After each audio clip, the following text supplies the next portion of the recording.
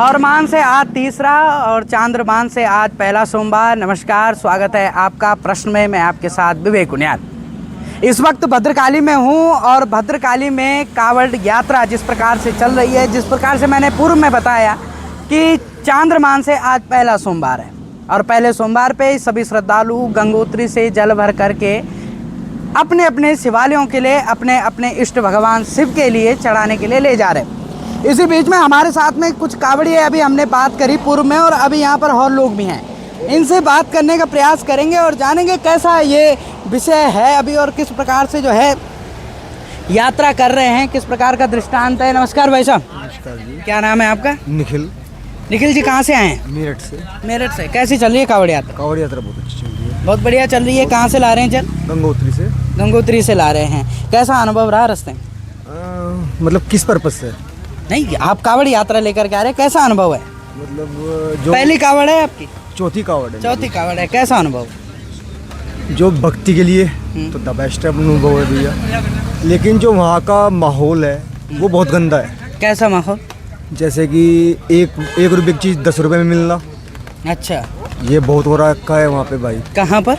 हर जगह ही, ऊपर पहाड़ पे। अच्छा। और 3-3 हज़ार के रूम है और रूम के पैसे पहले ही वो ले लेते हैं शाम के टाइम ही। और सुबह मतलब जैसे सुबह हमें निकलना है तो गर्म पानी और कोई व्यवस्था नहीं, सब गायब। अच्छा। शिविर वालों को भी दिक्कत आती है क्योंकि उनका बिजनेस बंद हो रखा है। सरकार को इस चीज़ पर विशेष ध्यान देना चाहिए कि इसे कांवड़ यात्रा धार्मिक यात्रा के ही रूप में चलने दें, है ना। इसे बिजनेस या एक प्रोपेगेंडा ना बनाए। वहाँ पे ये बहुत चल रहा है भाई ऊपर। ये बात आपको सबको बतानी चाहिए, उठानी चाहिए। आपको मैं थोड़ा सा बता दूं, आप कहाँ से हैं? मेरठ बताएं।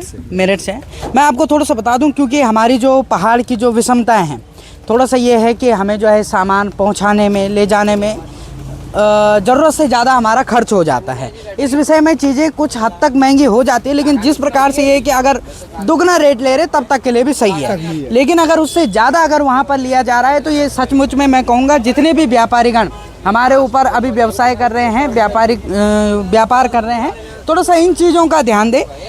ये चीज़ भी हम आपकी मानते हैं कि जब आप ऋषिकेश से, हरिद्वार से, रुड़की से, सहारनपुर से सामान उठाते हैं तो उत्तरकाशी पहुंचाना, गंगोत्री तक पहुंचाना बहुत मुश्किल हो जाता है, उसकी कॉस्ट डबल आ जाती है। लेकिन इतना भी ना करें। और कैसा लग रहा है? वातावरण कैसा था? वातावरण बहुत अच्छा है वहाँ। बहुत बढ़िया है। बहुत बढ़िया। गर्मी से बच करके भी ठंड में बढ़िया बढ़िया। गर्मी से अब गर्मी लगेगी। अब गर्मी लगेगी आगे। अब तक तो ठंडा रहा होगा बढ़िया। बहुत अच्छे से रहा। बारिश भी बढ़िया हो रही है पहाड़ों में। हाँ, बारिश हो रही है। बारिश हो रही है। लैंडस्लाइड भी हो रखा है। लैंडस्लाइड भी है। चलो, ये तो खैर दुर्भाग्य है हमारे पहाड़ का। ठीक है कि सरकार जो है इन चीज़ों पे थोड़ा सा ध्यान नहीं देती है। भाई साहब भी हमारे साथ। भाई साहब क्या नाम है आपका? संदीप। संदीप जी कहाँ से? आप भी मेरठ से ही हैं? हाँ जी। कैसा अनुभव है? अनुभव तो अच्छा रहा। अच्छा। हाँ, अनुभव सब ठीक है। हाँ, आनंद आ रहा है, मतलब भोले की आनंद आ यात्रा रहा है पूरा। ठीक है। अच्छा, एक प्रश्न आपसे करना चाहूँगा। कई जगह पर हम देखते हैं, क्योंकि हम तो मीडिया में हैं तो हम कवरेज करते रहते हैं, और कई हमें जिस प्रकार से आपने बताया कि पहाड़ों में जैसे आपके साथ व्यवहार हुआ है, ऐसे हम कई जगह पे कई कांवड़ियों का व्यवहार भी देखते हैं। वहाँ पर जो है वो हुलदमी मचाना, यात्रा के नाम पर पे उपद्रव करना, कोई रास्ते में अगर गलती से किसी की गाड़ी टच हो गई तो उसकी गाड़ी तोड़ देना, फोड़ देना, तो ये कैसा लगता है आपको? क्या ये सही तरीका है यात्रा का? नहीं, गलत ही है। तो वैसे ऊपर ऐसा नहीं है, आगे मिला ऐसा। हाँ, ऊपर तो नहीं है, लेकिन ये जो हरिद्वार और ऋषिकेश से शुरू हो जाती है ये सब उपद्रव चीज़ें। ऊपर गंगोत्री जो जाता है वहाँ से जल लेकर के आता है, वो सच में आस्थावान व्यक्ति है और वो अपने शरीर को कष्ट भी दे रहा है, लेकिन उसको लड़ने का टाइम ही नहीं मिलता। उसको लड़ने का टाइम, वो तो चुप रहता है, बिल्कुल चुप रहता है वो जी। लेकिन जो यहाँ की बात अगर मैं करूँ, हरिद्वार से, ऋषिकेश से, जितने भी, सबको मैं नहीं कहूँगा, लेकिन कुछ लोग इस प्रकार से आते हैं कि जो नशा करते हैं। 60% में आते हैं। 60% में आते हैं। 40% ये हैं जो सच में यात्रा कर रहे हैं जी। अरे नशीली प्रवृत्तियाँ, नशा करना, ये कहाँ तक सही है? क्या कई लोग बोलते हैं कि भगवान शंकर ने जो है भांग पीते थे और जी। मेरा नाम धर्मेंद्र त्यागी है और मैं सन 2014 से यहाँ पर रेगुलर हूँ। और मोदी जी ने जो काम किया है यहाँ पर, मोदी जी ने जो यहाँ पर काम किया है वो बहुत ही लाजवाब किया है। अब जो यात्रा चल रही है, सभी घोड़े बहुत आराम से आ रहे हैं। जिन्होंने पहले यात्रा की है सन 2013 में, जो यहाँ पर त्रासदी आई थी, उसके बाद जो भोले आए जैसे कि हम आए और अब आ रहे हैं, ऐसा महसूस दे रहा है कि हम बिल्कुल बहुत कठिनाइयों से बचते हुए आ रहे हैं। सब व्यवस्था, सब सड़कें, इतना काम पिछले 70 सालों में भी नहीं हो पाया जितना मोदी जी ने यहाँ पर किया है। और मैं तो यही कहूँगा कि आज तो यात्रा में सब चले जाएं, आ जाएं, मौज आ रही है। और हमारे शिविरों ने भी बहुत कमाल कर दिया।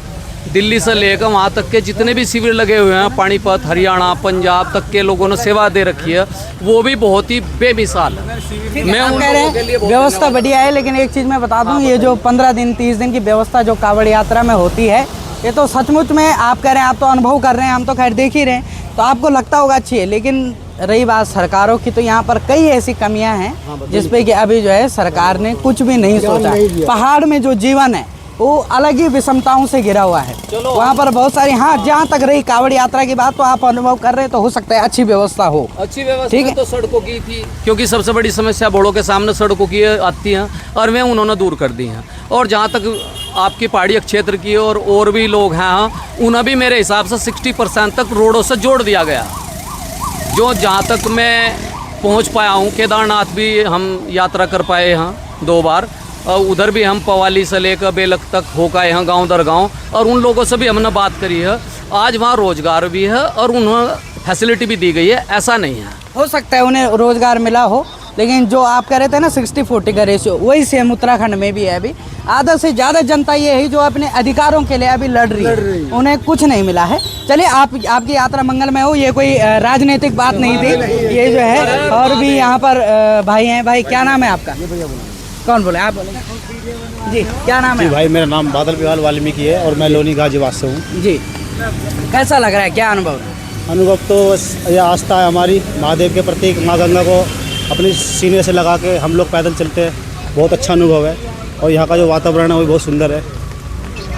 आनंद आ रहा है मतलब यात्रा में? बहुत आनंद आ रहा है, महादेव की कृपा से बहुत सुंदर यात्रा हो रही है। बहुत सुंदर यात्रा हो रही है। चलिए, यहाँ पर जो है ये सभी शिव भक्त थे जो कि कांवड़ यात्रा में अभी चल रहे हैं और बहुत आनंद का अनुभव इनको हो रहा है। आपको ये तो अभी पहला सोमवार था, और भी आपको कवरेज दिखाते रहेंगे, क्योंकि कांवड़ यात्रा अब लगातार कुछ दिनों तक चलती रहेगी। और लगातार अभी तो खैर कम संख्या में, अब धीरे धीरे जैसे दिन बढ़ेंगे वैसे वैसे संख्या भी बढ़ेगी, और भी अपडेट आपको देते रहेंगे। तब तक के लिए बने रहिए प्रश्न के साथ।